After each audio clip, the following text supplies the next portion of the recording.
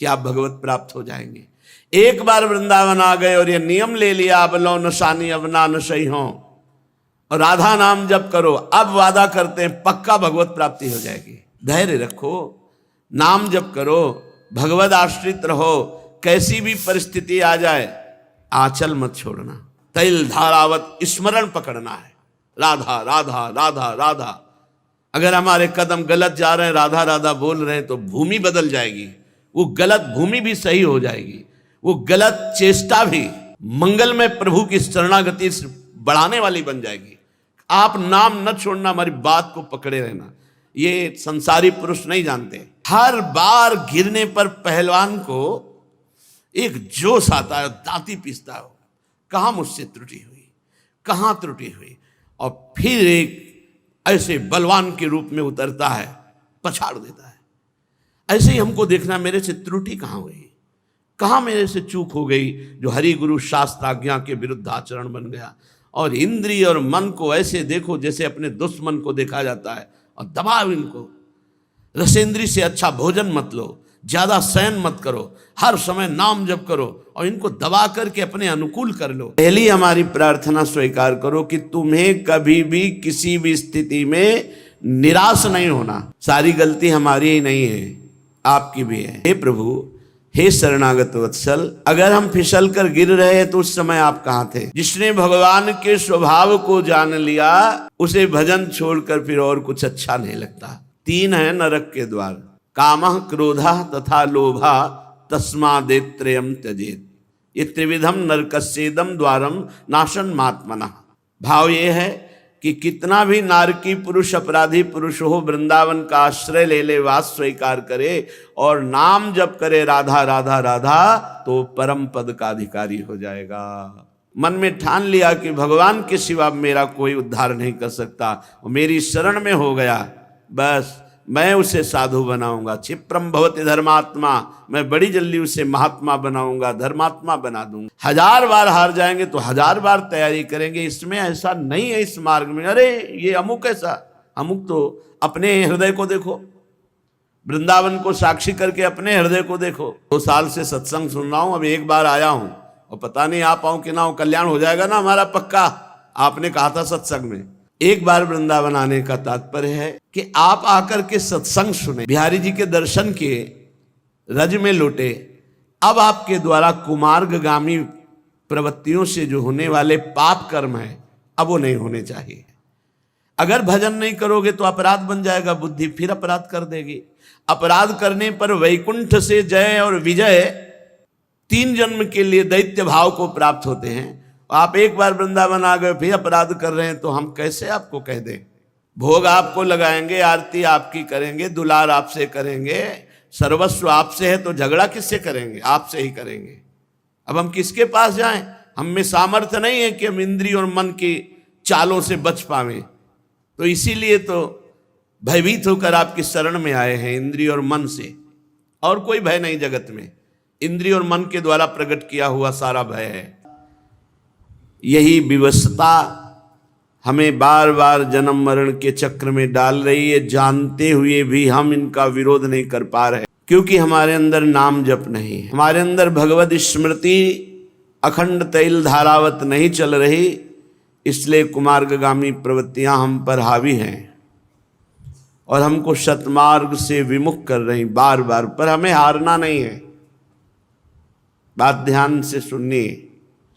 अनंत जन्मों से हमको ये परास्त करते चले आ रहे हैं, पर इस जन्म में हमारे ऊपर विशेष कृपा है कि हमारे सहयोगी हरि रूप गुरुदेव, गुरुदेव रूप हरि हैं। अब हम सैकड़ों बार हारते हुए भी नहीं हारेंगे। हमारा मन, हमारी इंद्रियां, ये हमें बार बार परास्त कर रही, लेकिन हम निराश नहीं होंगे, हम उदास नहीं होंगे, हम आगे बढ़ेंगे। आशक अगर थोड़ी भी निराशा ले आया भगवत मार्ग से, तो वो घाटा होगा जो किसी भी तरह पूरा नहीं किया जा सकता। हम अजितेंद्रिय हैं, अपराधी हैं, नीच हैं, माना, पर हम इतने में बने नहीं रहेंगे।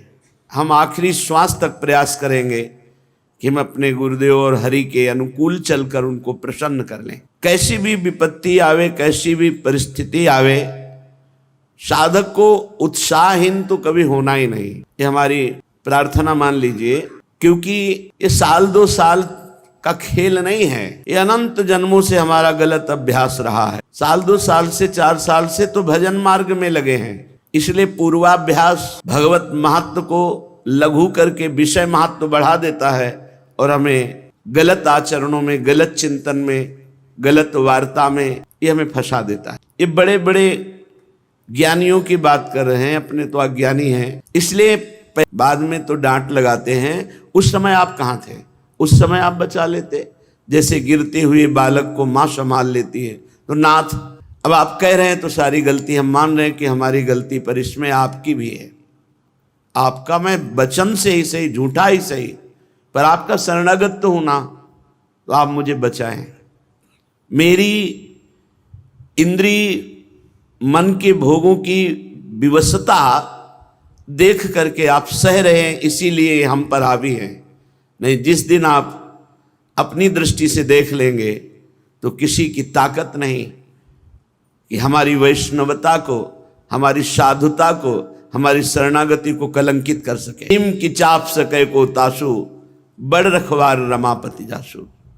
आप बड़े रखवारे हैं, फिर मेरी दुर्दशा है, आप क्यों नहीं देख रहे हैं? नाथ, हमारा आपका संबंध है, संबंध रहेगा, संबंध था, इसे ये इंद्रिय विलासिता या मन विलासिता तोड़ नहीं सकती, ढक भले सकती है। कुछ दिन के लिए कोहरा जैसा लाकर ढक सकती है, लेकिन तोड़ नहीं सकती। प्रभु, अब चाहे लाख बार हमारी निंदा हो, अपमान हो, तिरस्कार हो, हम आपको नहीं छोड़ पाएंगे। बस इतनी बात हमको समझनी। हम क्यों उत्साहीन हो? आप चाहते हो? नहीं, आप देख लो, फिर हमें और कोई देख सके ऐसा पैदा ही नहीं हुआ कोई प्रभु। तो हमें अपने प्रभु से भी बात करनी है, प्रभु से प्रार्थना करनी है, और जो हमारी उद्दंडता है उसे छोड़ने का प्रयास करना है। हमें निरुत्साहित नहीं होना। आप अलग हैं, इंद्रिय और मन अलग है, इनका खेल आप नहीं समझ पा रहे हैं, इसलिए तदात्म भाव से स्वीकार करके आप दोषी हैं। अगर साक्षी भाव रहना सीख जाते तो ये गिरा नहीं पाते। इसलिए हर उपासक को कभी गर्व नहीं करना चाहिए और किसी उपासक की दयनीय स्थिति में हंसना नहीं चाहिए, क्योंकि आप कोई सिद्ध नहीं हो गए। कभी भी घूम सकता है चक्र, किसी के भी ऊपर घूम सकता है और सब फैले गिरोगे। बचा सकते हैं तो प्रभु बचा सकते हैं, और प्रभु उसे बचाते हैं जो दूसरे पर दया करता है, जो दयनीय स्थिति में भी उसको सहयोग करता है। आप उठो, आप भगवत मार्ग में चलो। ऐसा हजारों बार हुआ है, बड़े बड़े साधकों के साथ हुआ है, और वो भगवत प्राप्त हुए हैं। इसलिए उपासक निरुत्साहित कभी ना हो। श्रीपाद प्रबोधानंद जी कह रहे हैं, हे वृंदाटवी माँ, हे वृंदावनाधीश्वर श्री राधा माधव, मैं कैसे आपसे प्रार्थना करूं? बड़ा अपराध करने वाला हूं, पर इतना मुझे पता है कि आप हमारी उपेक्षा नहीं करेंगे। मैं कैसे आपसे प्रार्थना करूं? बड़ा अपराधी हूं, नीच हूं, पर मुझे इतना भी पता है कि मुझ अपराधी नीच की आप उपेक्षा नहीं कर सकते। और सच्ची मानिए, आप इष्ट और गुरु के स्वभाव और हृदय को नहीं जानते। हमें पता है कि अपराधी हूं, पर इतना भी पता है आपके स्वभाव का कि आप उपेक्षा नहीं कर सकते। उमा राम स्वभाव जे ही जाना, ताहि भजंत जी भाव नाना। हे उमा, उषितम वृंदारण्ये, वैसे तो मैं अपने कर्म के अनुसार सीधे नरक जाने वाला पूरा का पूरा व्यवस्था कर ली, पूरा नरक जाने वाला विधान पक्का कर लिया। ऐसे हमने पाप किए, पर मुझे 2 बातें मिल गई, श्री वृंदावन धाम का वास और राधा नाम। नरक जाने का पूरा विधान कर लिया था, इससे पाप किए।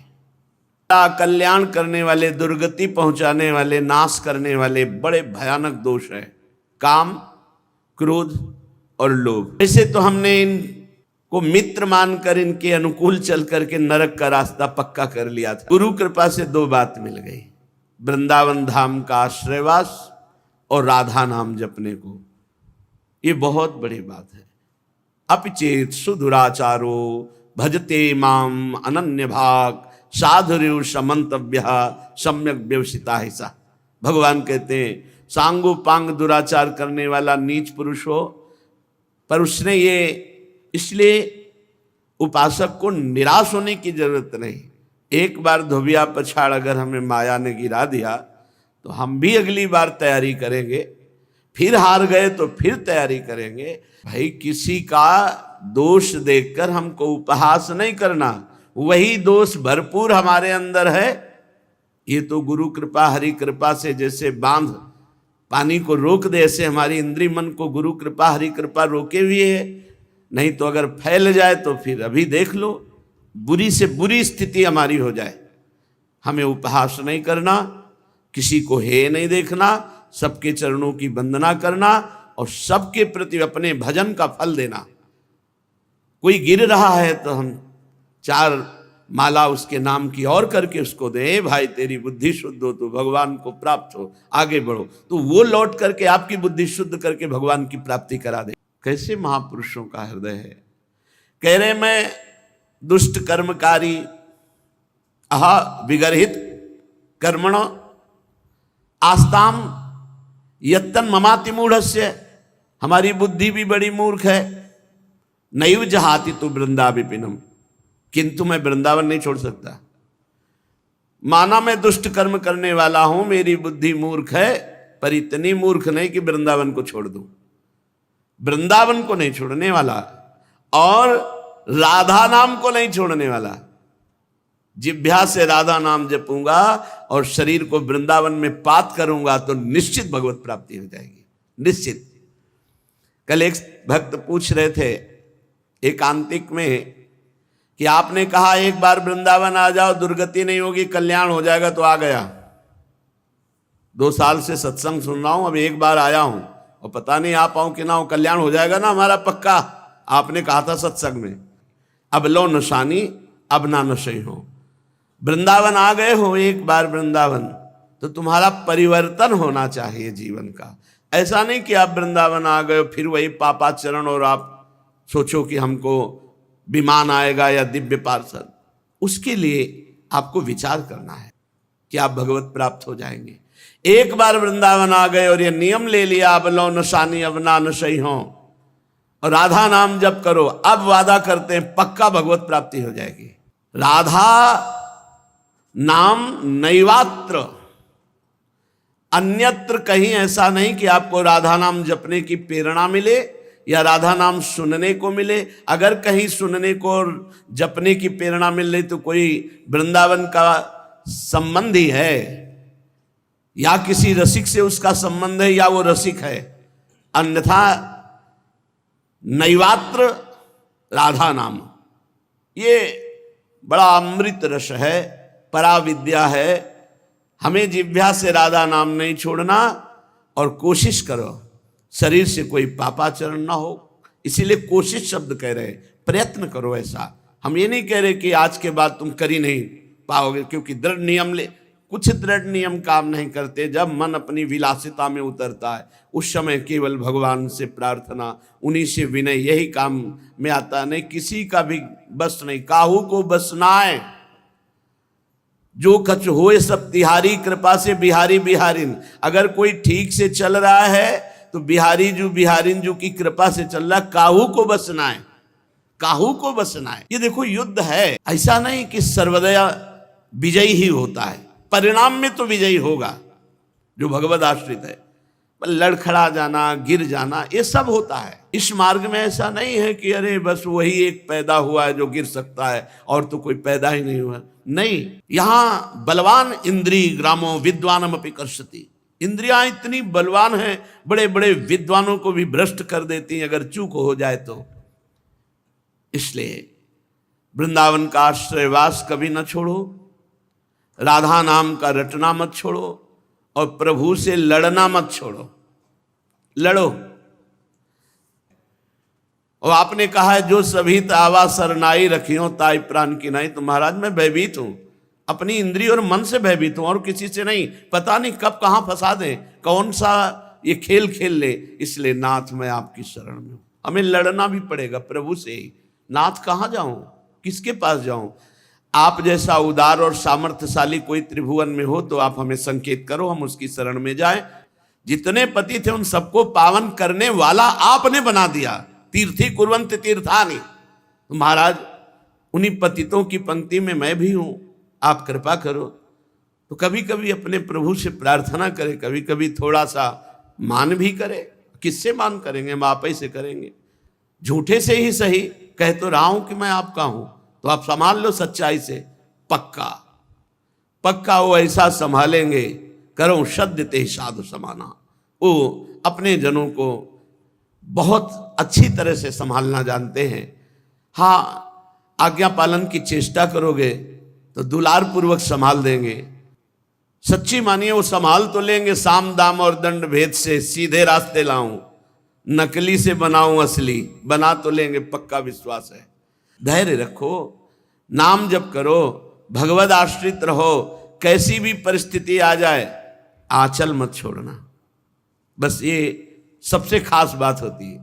अब तो हमारा कुछ नहीं रह गया, एक सेकंड में सब कुछ तुम्हारा है। आंचल पकड़े रहना, गले पड़ जाओ हरि के। सत्संग का सार, गले पड़ जाओ हरि के। जैसे हैं तुम्हारे हैं, राधा राधा बोलेंगे। जहां भेजोगे, जैसे रखोगे, जो करवाओगे वहां भी राधा राधा बोलेंगे। पर बोले नहीं इसीलिए फंस गए, अगर बोले होते तो फंसते नहीं। राधा राधा चल रहा होता, फंसोगे नहीं। ये निश्चिंत हो जाओ, बेपरवाह हो जाओ। भगवान की शरणागति में पूरा भार वो ले लेते हैं, पर आपको केवल इतना है, तैल धारावत स्मरण पकड़ना है। राधा राधा राधा राधा। अगर हमारे कदम गलत जा रहे हैं, राधा राधा बोल रहे हैं, तो भूमि बदल जाएगी। वो गलत भूमि भी सही हो जाएगी, वो गलत चेष्टा भी मंगल में प्रभु की शरणागति से बढ़ाने वाली बन जाएगी। आप नाम न छोड़ना, हमारी बात को पकड़े रहना। ये संसारी पुरुष नहीं जानते।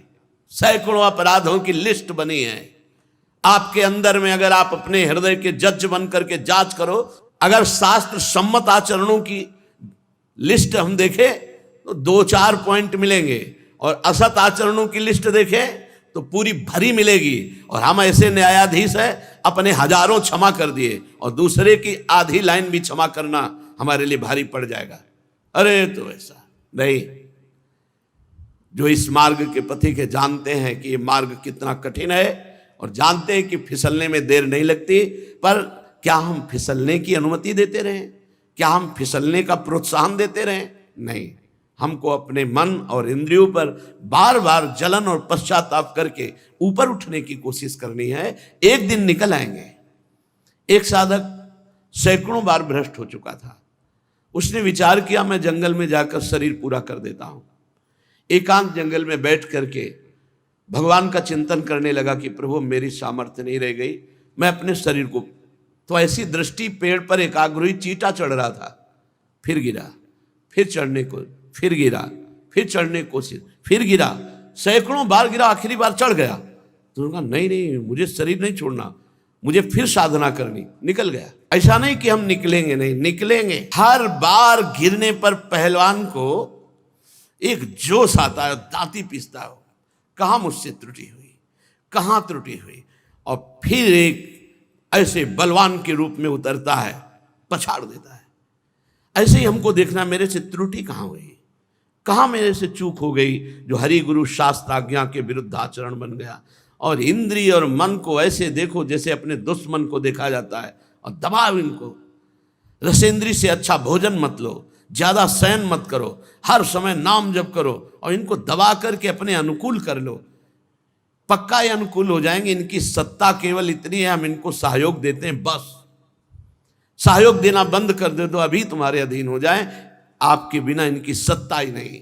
सब कर परम प्रकाशक जोई, वही आत्मस्वरूप भगवान यहीं विराजमान है, और वो आपके स्वामी हैं, वो आपको सहयोग कर रहे हैं। पर हमसे गलती हो रही, हम आज्ञा का उल्लंघन करके मन को सहयोग दे रहे हैं, इसलिए मन हमको अपने अधीन किए हुए हैं।